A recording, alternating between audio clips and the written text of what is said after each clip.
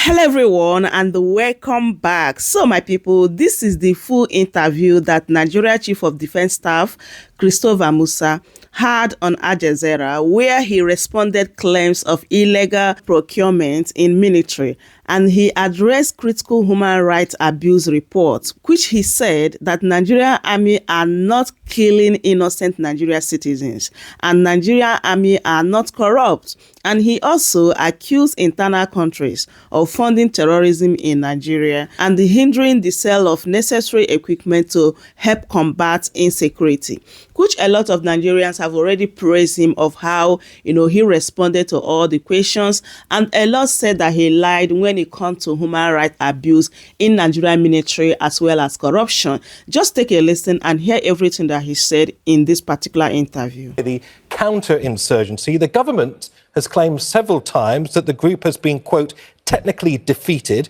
yet they continue to operate, yet they continue to regroup. Do you see this as a failure of the politicians or a failure of the military, of which you are the head?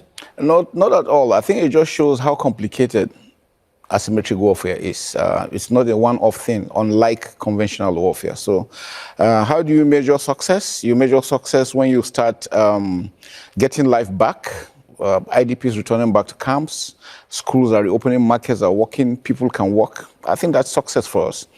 So it's work in progress. We're not where we are, but we're heading there, and we're sure that we're on the right track. How would you explain the current state of the counterinsurgency if you were to give us a situation report of where we are in terms of the direction of the fighting so far? Yeah, well, since inception, it's been in and out because of the challenges of asymmetric warfare. The armed forces of Nigeria has always been a conventional armed forces. So fighting asymmetric came in as a surprise, as all armies.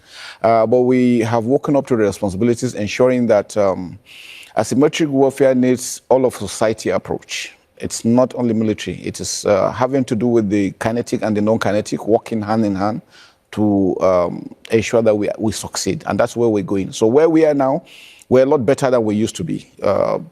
Last year when we took over, this year, a lot of improvement.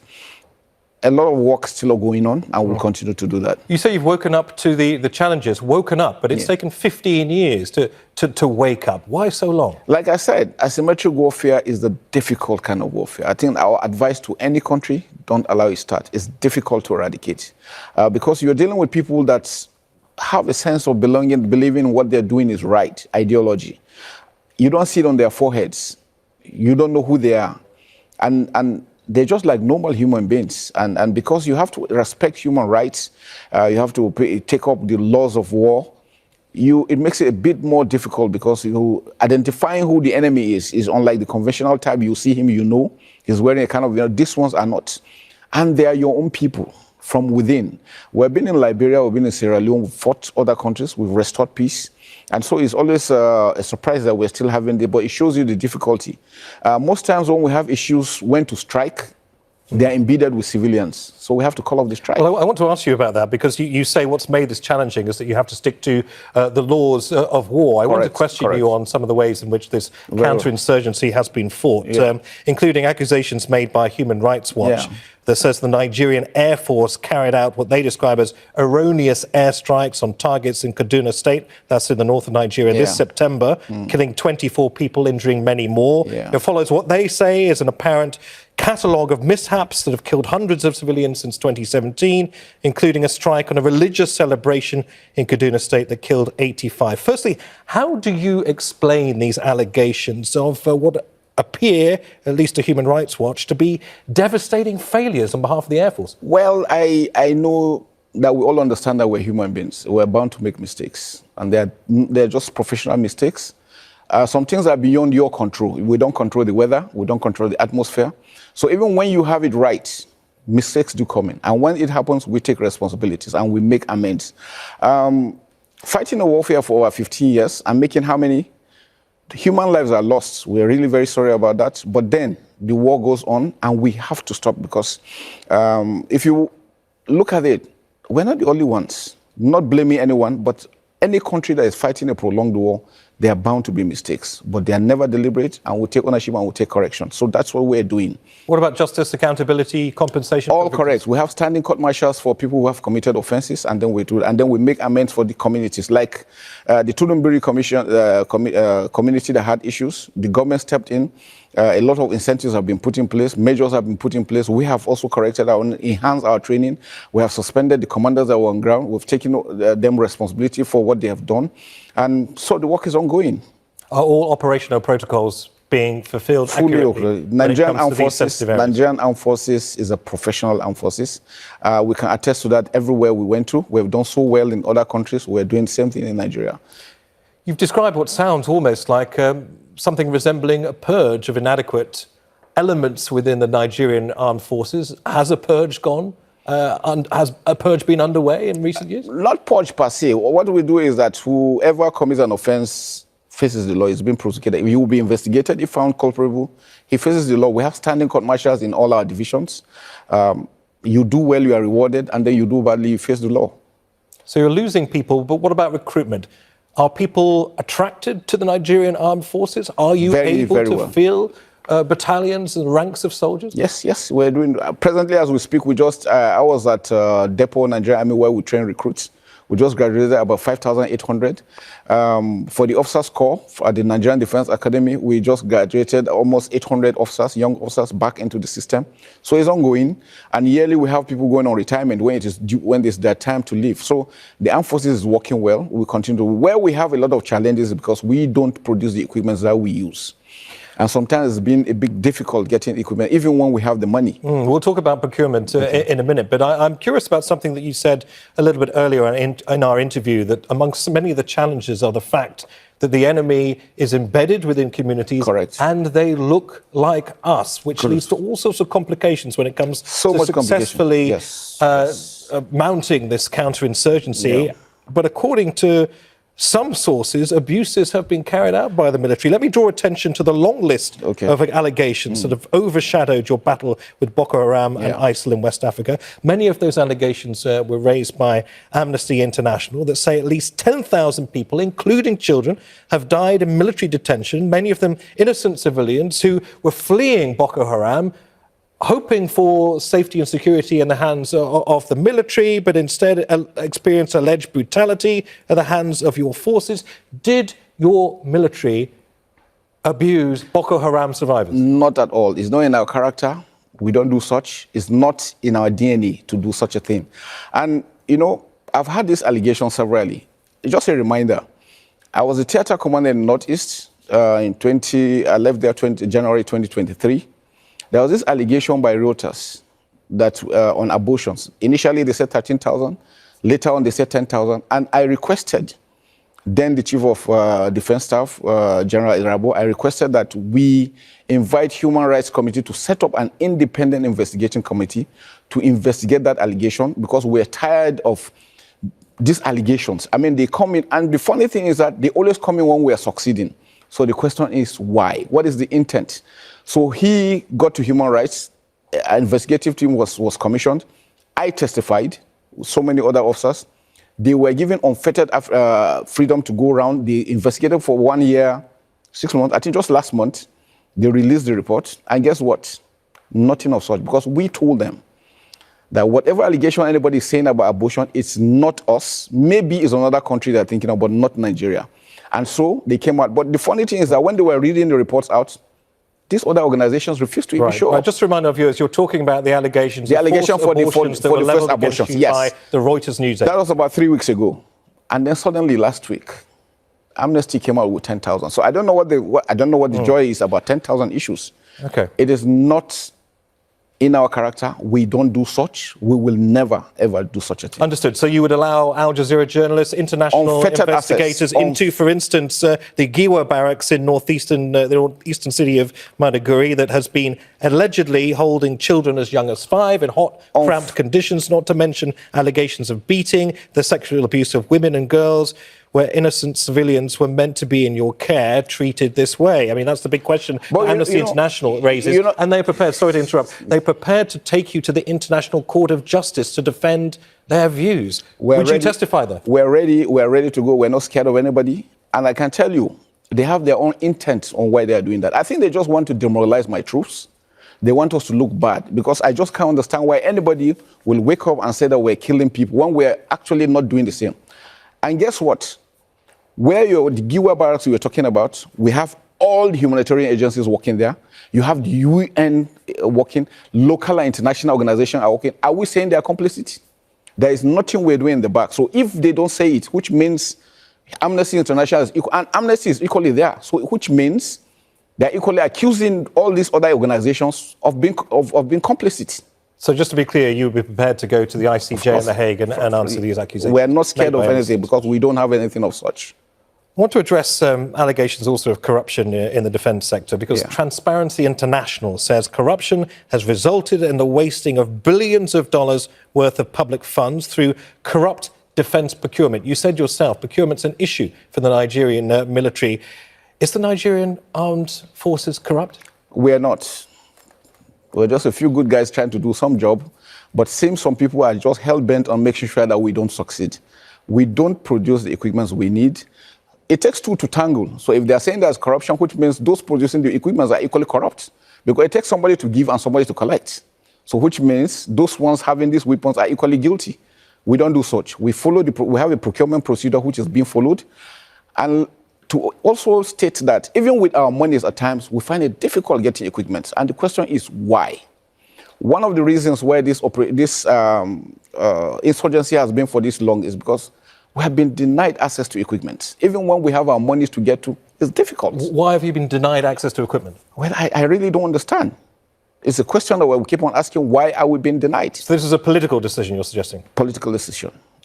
I mentioned corruption because instead of being used for legitimate purchases, this is the words of a court in Jersey, and for international viewers, that is a British offshore tax haven, recently processed a case suggesting that as much as $8.9 million of funds were moved out of Nigeria into a bank account in this offshore haven of Jersey, funds that, according to the verdict of court in Jersey in January, were, quote, illicitly obtained by Nigerian officials back in 2014. I appreciate that is some time ago, but I ask you again, does the Nigerian armed forces have an issue with corruption? Because according to this court verdict, it does. Well, 2014. This is 2024. I'm the Chief of Defense Staff now. We don't have such allegations. If they have the facts, I'm sure they will be able to bring out who are those. I mean, anything you travel electronically is captured. So it's not anything hidden. If they have those facts, bring it out. But you see, what we don't want is somebody sitting down somewhere and just assuming that things are happening when they are not. And that's one of the reasons why I came here, and I had the privilege of being here with Aljazeera, and I want to say a big thank you. It's an opportunity to also present our countries. That please, people should understand that we're fighting a war. We need everybody to put hands together. Let us succeed. And the asymmetric warfare we're dealing with is not only to Nigeria alone. West Africa, the Sahelian area. And in fact, if actions are not taken, it's going to engulf the entire world. You mentioned a few good guys are trying to do a good job when I talked about corruption. Yeah. What did you mean by that? We're just good guys just trying to make sure that our country is secured. And then some individuals seem to not to be happy about it and trying everything possible to throw us under the bus for whatever reasons. Like I told you, what I realized over time, I've been in service for almost 33 years. Anytime we seem to be succeeding, somebody throws something at us. And the question is, why? Is it because we're succeeding or you don't want the country to move forward? What is the aim? What's the intent? That's the question we're asking. You seem to be posing those questions not to me, not necessarily to our viewers, but to people in government. What do you want to say to them directly? You seem to suggest that they're holding you back. Not our own government particularly. Our government are doing the best they can. But, you know, there's an international system. Like I said, we don't produce, we need to buy. So going to buy sometimes is a bit difficult, getting these items.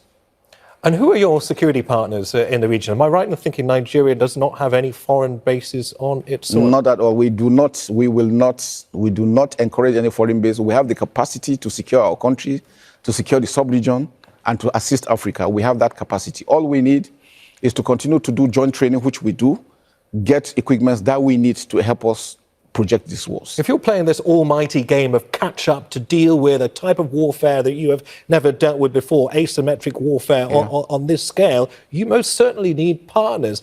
Given the wave of coups that we've seen across the Sahel region, military juntas being established, the influence of Russian forces, particularly Wagner mercenaries in these countries growing by the minute, who are your allies to shoulder support in the region? Well, for now, Nigeria is standing on its own. And you know, Nigeria is a non-aligned country, which means we have freedom to operate with any other region, any other bloc together.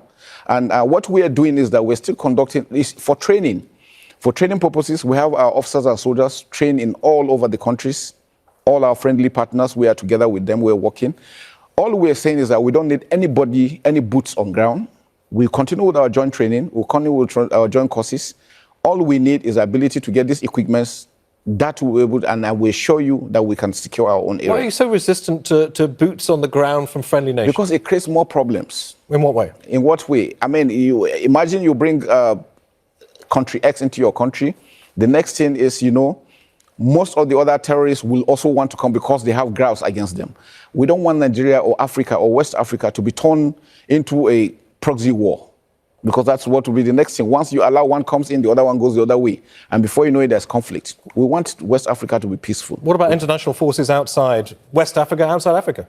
Nobody. We're good to go. We're good to go. All we're doing is, as we speak, we still have our troops maintaining peace within Africa on United Nations mission. We still have them. General, are we going to be sitting here in 15 years' time having the same conversation? Not at all. Not at all. Our wish is in the next possible 2 years, we should be done with. We're heading there. What does success look like for you when it comes to the fight against ISIL in West Africa and Boko Haram? Success? Well, in life, you know, there is never a situation where you have peace 100%. Nowhere. It doesn't happen. Not in any country. But what we see for us, success is when Nigerians can sleep peacefully, can go to work, children can go to school, hospitals will operate, markets will operate, back to how Nigeria used to be. In the time that we have left, I'd like to talk about some of the concerns about regional security. I mentioned already these multiple coups that we've seen all the way from the Atlantic on the west coast, all the way to the Red Sea on the east coast. How do you explain that, and what security implications does that have for you and your army? It's concerning for us that we're having those that have taken over unconstitutionally. In Nigeria, you know, we've had our own history of coups, and that's passed. Nigeria presently, nobody's interested in coups. Democracy will thrive better in a democratic environment, and that's what we continue to do. So we will there to protect democracy. For the countries that have carried out coups, we're still discussing with them. Just recently, we finished the African military games. Mali, Burkina Faso attended. Libya was there. Niger, Chad couldn't attend, but they gave us intention they wanted to come. And we're working together militarily because we know the challenges we're facing need all of us working together, because the enemy does not respect borders. So that's why it's important, it's critical. But for coups, we try to encourage them to return back to democracy. You know, the issue we had with Niger, people thought it was Nigeria against Niger. Nigeria doesn't have any issue with Niger. We share a border of 1,500 kilometers, 7 Nigerian states. We have cultural, religious affinities together with them, so we cannot afford to be enemies. How committed is Niger to your north in sharing the fight against Boko Haram? No, they're very committed because they equally know that we need to, together we are stronger. If you are alone, you will be exposed. This is even in the wake of a substantial amount of Russian mercenary influence in the country. You trust the reliable partners? I've been to Niger. I recently visited Niger, met the chief of defense staff. I didn't see any Russian there. But I was there because we know that it's important that for us to continue to work together, which is very, very critical. But like I tell you, we will not allow any nation to have a base in Nigeria. I suppose if economic and political unity in any way starts to dissolve in West Africa, it creates all sorts of security and military concerns as well. Given that many of these nations that we've talked about that have experienced these coups have now left the regional bloc ECOWAS, the Economic Community of West African States, what does that mean for military cooperation in West Africa, given that there isn't that safety net, that framework of ECOWAS? Yeah, like I said, they all know and they understand that even if they are pulling out from the multinational joint task force, they still need to have the bilateral agreements between them and Nigeria. Because one, we share land, our land area is almost 923 square kilometers. We share borders with almost 4 or 5 countries together. We know that we need to be together to stand strong. We're also working with them on them returning back to ECOWAS, returning back to the multinational joint task force, because the multinational joint task force is a success story. Among all other operations, this seems to be working. So we need to really leverage on that, and we don't want them to go, we want them to come back. We've seen also the quite rapid departure of, I guess, the old colonial powers, particularly France and certain parts of West Africa. I wonder what that means to you. Do you see that as an inevitable journey for many countries that, of course, have spent years under the colonial yoke? Is this an inevitable direction of travel, and what does it mean to you? Well, to me, it's concerning in that we don't know what will happen next. But the truth about it is that they are Francophone countries, and they've always been with France. So for me, if country A has a problem with B, country B has a problem with B, then there's something wrong that needs to be addressed. So they're taking their own decisions. I think they are sovereign enough to decide what they want. But for Nigeria, we remain strong, we remain committed to ensuring that there's peace in West Africa. Very recently, Joe Biden, the outgoing US president, made one of his only trips to the African continent, I think the first time in sub-Saharan Africa. Donald Trump, probably the most least travelled of US presidents when he was president. Unlikely he'll change this time around. I just wonder, given the magnetic pull, given the influence that America continues to have across the world, what a Trump presidency means to you. Well, I think I will leave that to the political masters. But I would think whatever it is that favors Nigeria, West Africa, and Africa in general, I think we'll want to go through that. The continent has gone through so much. So we need all the friends of Africa, friends of West Africa, friends of Nigeria that will put hands together to ensure that there is peace. We all need peace. You've also spoken in the past about some of the security challenges that have arisen as a result of climate change. Obviously, when crops are decimated, when resources are, few and far between, it leads to insecurity. How do you meet the rising challenge of that in your part of Africa? It's a big challenge. I tell you, for Lake Chad, because we have the Lake Chad countries, Chad, Nigeria, Cameroon. Lake Chad has been a source of economic empowerment to most people. Now over 50 million are, because it has receded to just 10%. So it's important that for our leaders, and they're working towards that, to see how they could resuscitate this lake. And then the issue of climate change affecting flood some areas, drought some areas. I think for Nigeria, the presidency is really doing everything possible to ensure that they mitigate those issues by providing irrigation, making sure farming is on the front line, because food security is critical. So they're working towards that. And who do you see as your partners when it comes to food security and providing safety for access to food? It's becoming increasingly a critical issue, and it has, of course, the possibility of toppling governments in certain parts of the world if they're not able to respond and they don't have the support and the backing and the strength of the military. I think the military equally too is also doing this we're opening our defense farms. We already have the army farms and so many other things. And just to provide protection for the farmers, make sure that they're able to farm and harvest well. And then we'll be able to have good border management to ensure that the food is not filtered out so that Nigerians can benefit. Nigerians are good farmers. We have good arable land. If put into full use, I think we'll be able to feed the entire Africa. That I can assure. So I think it's work in progress, and we're heading there.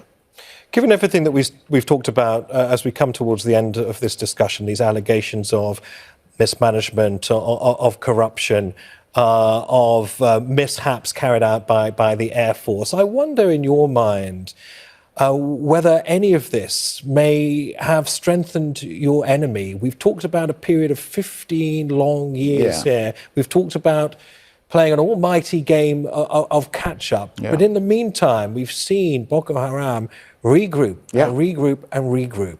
What is your answer to that? That you have in some way fed the insurgents? The problem is that I think we've talked to the international community. Let's find out the funding.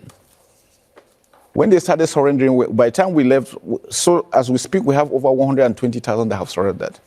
Most of them, when you find them, they are coming with hard currencies. How did they get them? How are they funded? How did they get the training? How did they get the equipment? What is your suspicion? Well, maybe an international conspiracy. You don't know. Who knows? How are they be able to sustain themselves for 15 years? That is one question I think everybody should ask himself. For Nigeria to be able to hold them, and you go to Nigeria, everything seems to be working well. You must have an idea. I mean, let's not talk about international conspiracy theories. Let's give some hard facts. Well, I just leave it at that. I'm sure they know, and I'm sure everybody knows that these are the challenges we're facing, that needs to be addressed. So the UN need to come in to ensure that, because we need to trace the funding. How are they sustaining themselves for 15 years? What does the UN coming in mean? What does that look like? Track the funding. It's international flow. We don't have control over that. Whose interest is it to see Nigeria destabilized? Well, I don't know. You don't know. Your guess is as good as mine. So, my people, that is it. I hope you guys heard what Nigeria Chief of Defense Staff Christopher Musa said in this particular video.